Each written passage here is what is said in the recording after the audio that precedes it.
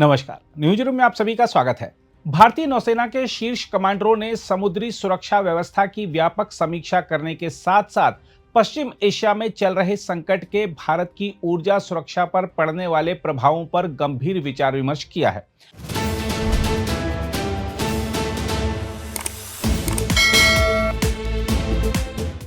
मंगलवार से शुरू हुए कमांडरों के सम्मेलन में नौसेना प्रमुख एडमिरल डीके त्रिपाठी ने अपने संबोधन में वर्तमान वैश्विक और क्षेत्रीय परिस्थितियों को अत्यंत जटिल और चुनौतीपूर्ण बताया है।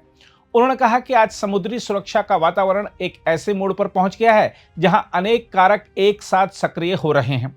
इनमें समानांतर संघर्ष, विरोधी ताकतों की बढ़ती क्षमता, वैश्विक संस्थाओं का कमजोर होना और गैर राज्य तत्वों के लिए हथियार तथा संसाधन जुटाने की लागत में कमी जैसे तत्व शामिल हैं। इन सभी कारणों ने मिलकर समुद्री क्षेत्र को अत्यधिक प्रतिस्पर्धी और संवेदनशील बना दिया है, जिससे भारतीय नौसेना को प्रतिदिन नई चुनौतियों का सामना करना पड़ रहा है।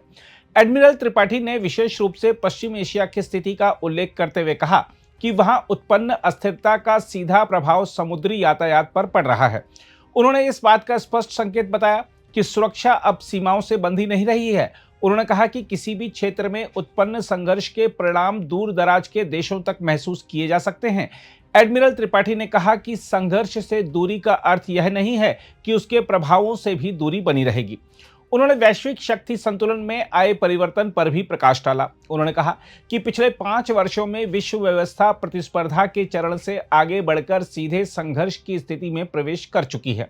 यह बदलाव केवल सैन्य स्तर तक सीमित नहीं है, बल्कि आर्थिक और मनोवैज्ञानिक स्तर पर भी स्पष्ट रूप से दिखाई दे रहा है। उन्होंने यह भी कहा कि आज के दौर में युद्ध केवल हथियारों से नहीं लड़ा जाता, बल्कि विचारों और कथाओं के माध्यम से भी लड़ा जा रहा है, जिसे उन्होंने कथा युद्ध का नाम दिया।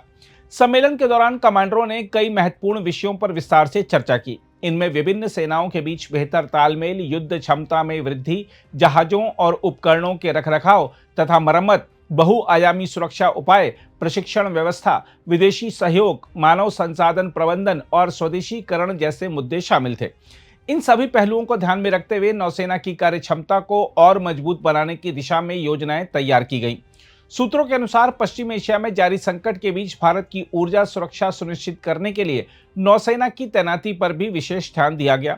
हम आपको बता दें कि भारत की ऊर्जा आवश्यकताओं का एक बड़ा हिस्सा समुद्री मार्गों से आता है, इसलिए इन मार्गों की सुरक्षा अत्यंत महत्वपूर्ण है। इस संदर्भ में भारतीय नौसेना ने फारस की खाड़ी से निकलने वाले व्यापारी जहाजों की सुरक्षित आवाजाही सुनिश्चित करने में महत्वपूर्ण भूमिका निभाई है। नौसेना की उपस्थिति ने न केवल जहाजों की सुरक्षा को मजबूत किया है, बल्कि भारतीय नाविकों के मनोबल को भी बढ़ाया है। युद्धपोतों की सक्रिय तैनाती से यह संदेश गया है कि भारत अपने नागरिकों और आर्थिक हितों की रक्षा के लिए पूरी तरह प्रतिबद्ध है। सम्मेलन में एडमिरल त्रिपाठी ने यह भी बताया कि पिछले 5 से 10 वर्षों में नौसेना के संचालन में उल्लेखनीय वृद्धि हुई है। समुद्र की सतह, जल के नीचे और आकाश तीनों क्षेत्रों में युद्ध क्षमता को निरंतर मजबूत किया गया है। इसके लिए आधुनिक उपकरणों का समावेश, आधारभूत ढांचे का विकास, प्रभावी रखरखाव प्रणाली और स्वदेशी तकनीकी विकास जैसे कदम उठाए गए हैं। उन्होंने जोर देकर कहा कि आत्मनिर्भरता की दिशा में किए जा रहे प्रयास नौसेना की दीर्घकालिक मजबूती के लिए अत्यंत आवश्यक हैं। स्वदेशी तकनीक और उपकरणों के उपयोग से न केवल लागत में कमी आती है, बल्कि आपात स्थिति में त्वरित प्रतिक्रिया देने की क्षमता भी बढ़ती है। देखा जाए तो यह स्पष्ट है कि बदलते वैश्विक परिदृश्य में भारतीय नौसेना को सतर्क, सक्षम और समन्वित रहना होगा। समुद्री सुरक्षा अब केवल रक्षा का विषय नहीं रह गया है, बल्कि यह आर्थिक स्थिरता और राष्ट्रीय हितों से सीधे जुड़ा हुआ मुद्दा बन चुका है। इसलिए माना जा रहा है कि नौसेना की रणनीतिक तैयारी और दूरदर्शिता आने वाले समय में और अधिक महत्वपूर्ण हो जाएगी। अगर आप भी लेना चाहते हैं देश दुनिया की तमाम जानकारी, तो आज ही सब्सक्राइब करें हमारे चैनल को। साथ ही नीचे दिए बेल आइकन को जरूर दबाएं ताकि हर अपडेट आप तक पहुंच सके।